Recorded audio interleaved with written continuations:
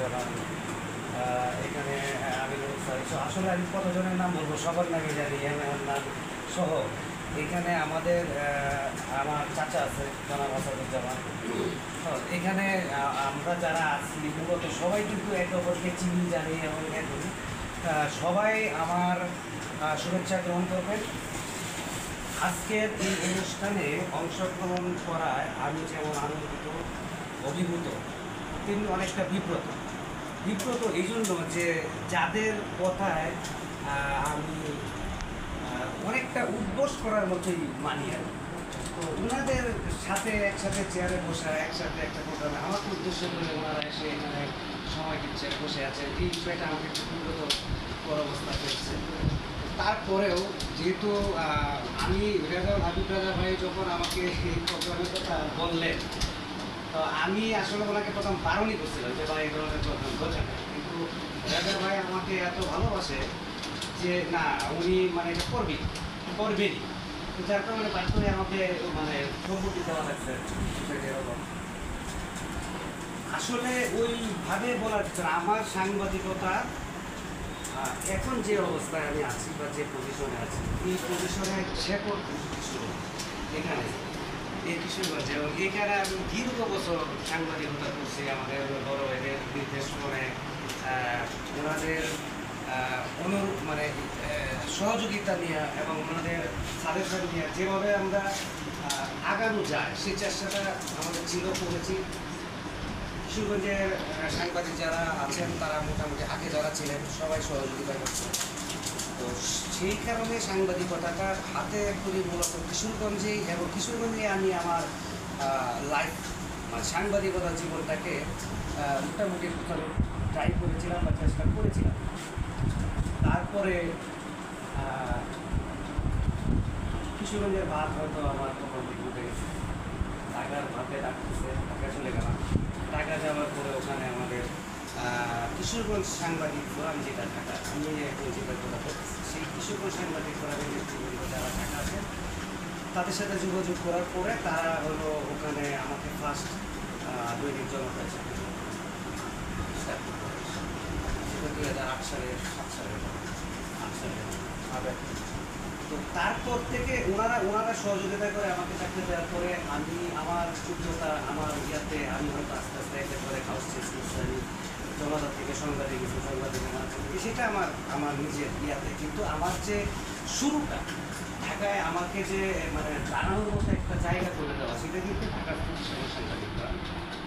তখন কিশোরগঞ্জ সাংবাদিক ফোরামের সভাপতি ছিলেন জনাব রাহাত ইত্তেফাকের সম্পাদক ছিলেন তিনি, সেক্রেটারি ছিলেন আমাদের ঢাকা সাংবাদিক ইউনিয়নের সভাপতি ছিলেন জনাব সাফাত সাহেব।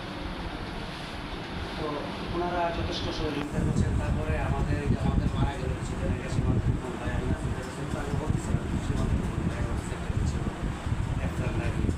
আমাদের কিশোরগঞ্জে অনেক স্টার আছে ঢাকায়।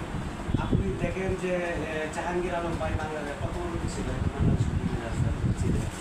তারপরে আপনার আলম ভাই আছে বর্তমানতে, তারপরে আপনার শাকিলা জাসিমের কথা বলবো, আমাদের উকিল গুপ্তার, তারপরে আমাদের মানে অনেক তারকা আছে, টেলিভিশন বলেন, পত্রিকা বলেন বা ইয়াতে বলেন, আমাদের অনেক তারকা সাংবাদিক আছে যারা সাংবাদিকতায় নেতৃত্ব দিচ্ছে, সংগঠনের নেতৃত্ব দিচ্ছে বা পত্রিকা টেলিভিশনও দিচ্ছে। তো সেই ক্ষেত্রে কিশোরগঞ্জ সাংবাদিক ফোরাম ঢাকায় কিশোরগঞ্জের সাংবাদিকদের জন্য যা যা করা মোটামুটিভাবে সহযোগিতা করার একটা মানসিকতা সবার মধ্যে থাকে, এবং স্বাভাবিকভাবে এলাকার মধ্যে দুটো একটা ইয়া থাকে। তো সাংগঠনিকভাবে যেহেতু সবাই আমরা জানি আসলে যে কে কোথায় আছে না আছে, কে বেটার না, কে চলতে পারতেছে না, এই খবরগুলো আমরা সমস্যাটা মাথায় দিতে পারতেছি। অসুস্থ ডাক্তার আমাকে মাস তিনেক একটু রেস্ট্রিকশনের জন্য বলছে। একবার দিনের বেলায় ফোনে বলছে যে কার অনুষ্ঠান আমিও একটা সেটা ভাবতে পারি, কিন্তু আপনি জানবো এই যে যে কত দায়িত্বশীল, রাত্রে 10টায় আবার চলে আসছে আমি সেটা দিয়ে পরে কে কার অনুষ্ঠান, কিরণের অনুষ্ঠান।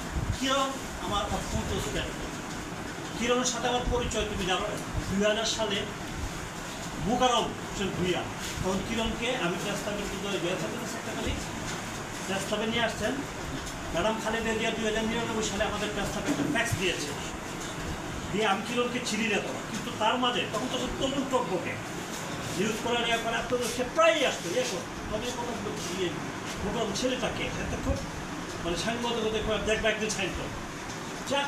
তো এতে এক পরবর্তী পর্যায়ে তো সে ঢাকা গেল, এলো আমাকে অত্যন্ত সম্মান করে দিয়ে করে কিরণ কিন্তু আমাকে চাকরি দিয়েছে, কিন্তু এটা বলো নাই। আমি তো বাংলা মিশনের ডিস্ট্রিক্ট করে বাংলাদেশের প্রতিষ্ঠা হয়েছে 3 ক্লাব হয়েছিলাম, আমি ইচ্ছে করে বয়স হতে পারি না, গত বছর আমি ইচ্ছে করে ছিল দিয়েছি।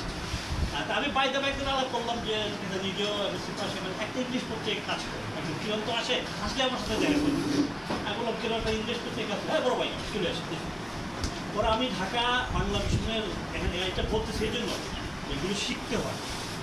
তখন কিরণ দুটো সংবাদে কাজ করে, আমি ফোন দিলাম কিরণ আমি তো ঢাকা আসছি, তুমি কোথায়? সে বলতে যাচ্ছে আমি তো তোমার এনে আসছি, না না ভাই আপনার আসতে আপনি কোথায় আসছেন? আমি বললাম আমি তো বাংলা মিশনের সামনে আসছি, আমি আসছি তুমি কি আর? সে সাথে সাথে হুন্ডা দিয়ে কতক্ষণ মধ্যে চলে আসে, আইসা সে পিপুলস টাইম ইয়েতে ফার্ম দেবে সেখানে নিয়ে গেলো। এখানে অনেকে বলছেন যে শফিক কবির ওরা বলছে যে ঢাকা যে অ্যাকচুয়ালি তখন বোধহয় এটা 10-11 সালে হবে, এই পত্রিকা অফিসে নিয়ে গেলো, গিয়ে সাধারণ পরিচয় করে দিল, এগুলো আরে কিরণ ভাই আপনি নিয়ে আসছেন এ করছেন আর কোনো কথা নেই, মানে সাথে সাথে চাকরি ডেলি পিপুলস টাইম পিছনে সিগন্যাল করে। এই হচ্ছে সেই কিরণ যে তার নিজের এলাকার ছেলেদের জন্য এলাকার ইয়ের জন্য আপনার একটা ভালো কিছু কেমনে করা যায় সেই চেষ্টা করে। তা আমি কিরণ তুমি করে বলতেছি, তুমি আশা করি তোমার মাঝে যে স্পিরিট যে আছে তুমি আরও অনেক উপরে যাবা। এবং সত্যি কথা আমাদের কৃষ্ণদের একটা বদনাম আছে যে আমরা ঢাকায় একটা ভালো পজিশনে গেলে আমাদের নিজের এলাকাদের লোকদেরকে আমরা অ্যাভয়েড করেছি, সেই জিনিসটা কিন্তু তোমার কাছে নেই। তুমি ইচ্ছে করে যে আপনাদের সবাই কিন্তু বলছেন কিরণটা কিরণ আমার এই সহযোগিতা করে সেই আমি আশা করি তোমার এই ধারাটা যেন অব্যাহত থাকে এবং তুমি ভবিষ্যতে আরও কিশোর সাংবাদিক কেন তুমি জাতীয় প্রস্তাবের আচ্ছা আমরা একটু চা চক্রে আমার মোবাইলটা কাকা